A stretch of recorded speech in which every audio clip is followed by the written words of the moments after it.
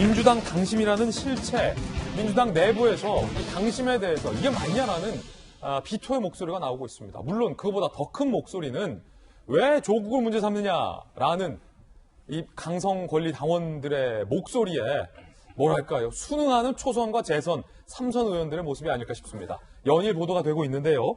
여당의 의사 출신의 비례 의원이 오 시장의 방역 조치에 대해서 칭찬을 하자 그 의원에게 악플 세례가 쏟아지고 있습니다. 신현영 의원인데 의사 출신이죠. 오 시장의 상생 방역은 민주당에서 내가 주장해온 내용이다.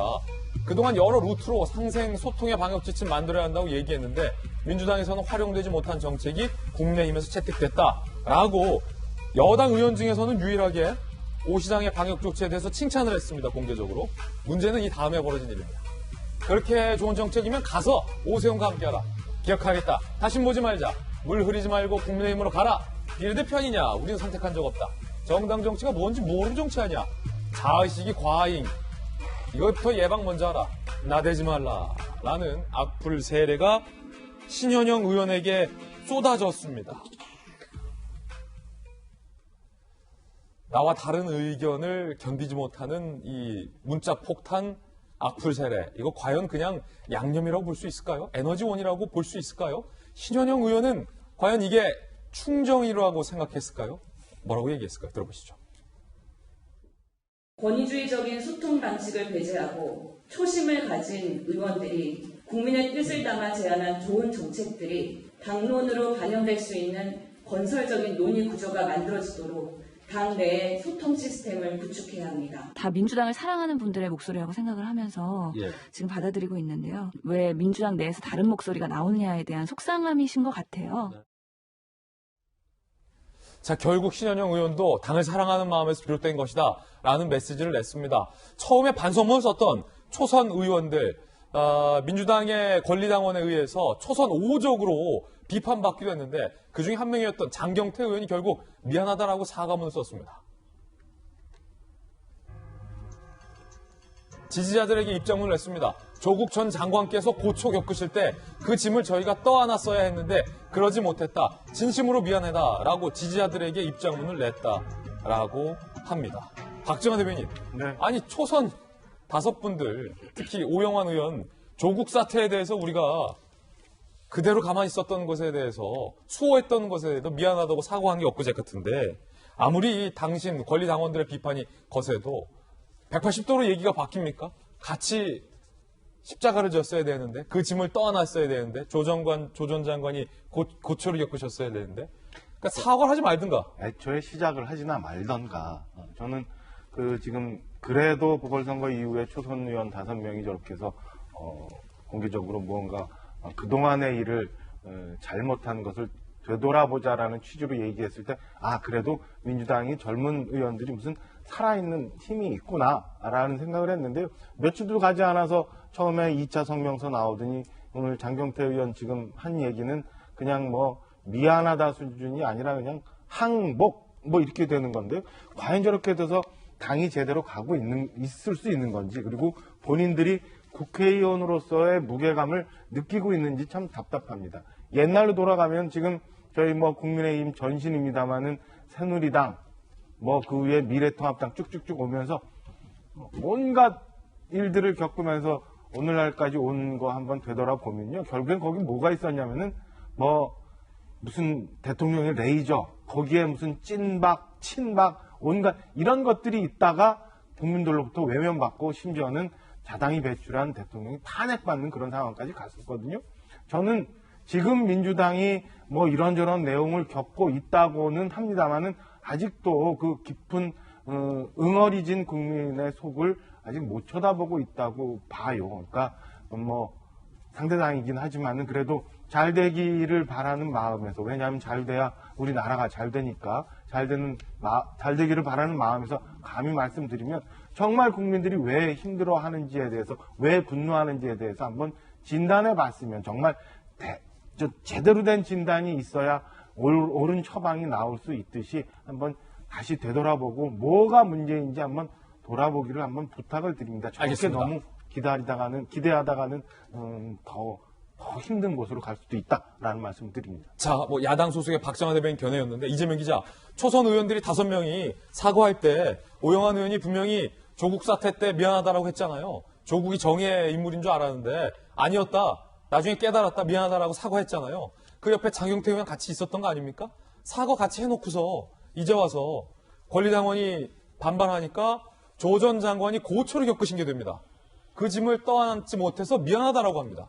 그러면 사과를 조국 사태에 대해서 하겠다는 겁니까? 안 하겠다는 겁니까? 결국 철회한 게 됐죠. 철회한 게 됐는데 제가 이제 지난번에 말씀드렸지만 조국 사태에 대한 여권의 규정이 왜 중요하냐면 조국 사태가 옳다 그르다를 떠나서 과연 여권이 강성 지지층에게 포획되는 정치를 할 것이냐 아니면 강성 지지층과 함께 어떤 공존의 문화를 만들어갈 것이냐의 갈림길에 있기 때문에 중요하다는 얘기를 했는데 결국 이제 그것을 돌파해내지 못하고 물러서는 모습을 보는 게 굉장히 안타까운데 이해도 됩니다. 지금 문자 폭탄이라는 게 오늘 한 언론 보니까 한 7천여 건의 문자가 거의 같은 시간 비슷한 내용으로 들어오고 있다. 그렇기 때문에 거의 디지털 테러에 가까운 일들이 벌어지고 있는 거죠. 문자 폭탄이 몇 건이요?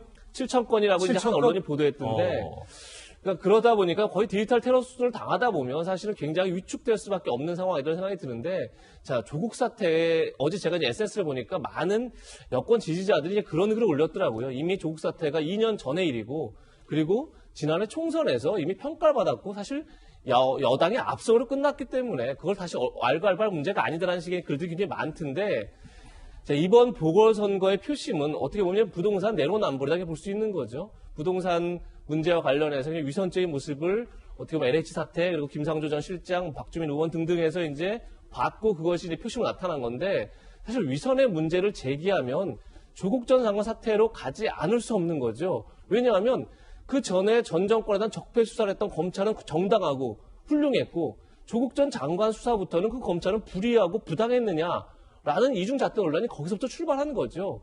그리고 적폐 수사 때 피의사실 공표는 착한 공표였고 조국 전 장관 수사 때부터의 공표는 나쁜 공표냐 이런 이제 문제가 제기됐던 게 그 사건 이후부터입니다. 그렇기 때문에 그 사건에 대해서 어떻게 규정하느냐가 결국은 앞으로의 여권이 위선의 문제, 내로남불의 문제에서 자유로워질 수 있느냐 없느냐를 판가름하기 때문에 이제 그 문제에서 지속적으로 묻고 있는 거죠. 그것이 반드시 이번 표심에 직접적이다 아니다를 떠나서 그런데 그에 불구하고 그리고 아까 얘기한 것처럼 과연 공존의 문화를 여권이 만들어낼 수 있느냐 이 문제를 묻고 있는 건데 계속 조국 전 장관의 문제에 매몰되는 것 같아서 좀 굉장히 안타깝게 이 사태를 지켜보고 있습니다. 알겠습니다. 박승배 변호사님, 장경태 의원이 결국에 처음에는 조국 사태에 대해서 사과를 했다가 고초를 지지 못해서 미안하다라고 말을 바꿨는데 그 뒤에 강성 지지자들이 이 초선 5명의 의원들에게 어떤 발언들을 좀 했는지가 좀 중요할 것 같은데요. 네. 초선 오적이라는 호칭도 있었고 출당을 요구했던 분도 있고 신축 오적 이런 표현도 나왔다고요? 이 초선 의원 5명을 상대로 강성 지지자들이 보내는 메시지가 상당히 강력합니다. 이 주변에서 지켜보기에는 상당히 두려울 정도라고 평가할 만한데 그 내용 일부를 인용을 하자면 촛불 시민들은 문재인 대통령님, 조국 장관, 추미애 장관, 박원순 시장을 지키려고 180석을 몰아줬던 것이다. 당이 어려울 때 겉과 속이 다르다는 뜻을 들어서 수박들이 기어 나온다고 하더니라고 비판을 하는가 하면 나대지 말라는 취지의 공격도 하고 있고요. 이래서 우리가 계속 야당에게 지는 것이다. 요즘 초선 의원들 입장 발표도 그렇고 섣불리 나대지 말고 때와 장소를 가리라는 취지의 발언들을 하고 있습니다. 그리고 그 외에도 여러 가지 발언들이 있습니다만 제가 직접 말씀으로 언급해 드립니다. 다소 부적절해서 더 이상 언급은 하지 않겠습니다. 이러한 공격들 지지자들 입장에서는 자신이 하고 싶은 이야기를 충분히 할 수 있는 표현의 자유가 보장되어야 할 것입니다. 그리고 이 발언들에 대해서 어떻게 반응하고 어떻게 수렴해 나갈지도 각자 국회의원들의 몫이고 그리고 그 국회의원들이 소속되어 있는 정당의 몫이라고 할 수 있습니다. 그런데 저는 특별히 여당을 또는 야당을 지지하지 않는 입장에서 이 사태를 가만히 지켜보면 여당 내부에서 벌어지는 일들, 이 사건 재보선 참패에 의해 지지자들이 초선 의원들을 공격하는 행태를 보면 다소 두렵다는 느낌이 들기는 합니다. 나와 다른 생각은 충분히 가질 수 있고 그 생각에 대해서는 서로 대화와 타협을 통해서 좁혀나가는 과정을 밟아야 하는데 내 생각과 다르면 거친 공격을 가하고 내 생각을 반드시 따르라는 취지의 일관된 입장, 물론 자신의 의지를 관찰하는 태도도 필요하겠지만 상황에 따라서는 유연한 태도로서 당을 이끌고 나가는 모습, 그리고 그 당을 지지해 나가는 지지자들의 모습이 보였으면 하는 바람이 있습니다. 그렇지 않고 공격 일변도로 나간다면 저 같은 제3자 입장에서 상당한 두려움을 느끼고 점점 더 마음이 멀어질 수 있겠다는 생각이 들곤 했습니다.